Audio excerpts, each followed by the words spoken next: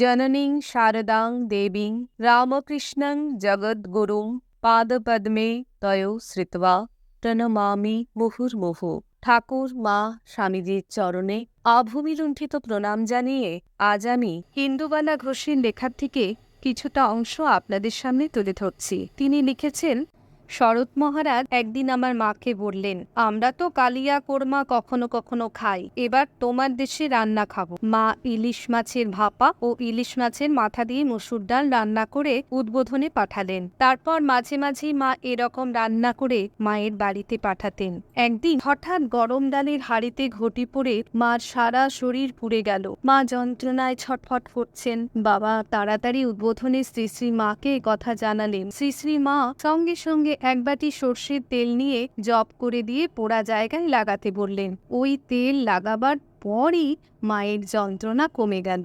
জয় মা।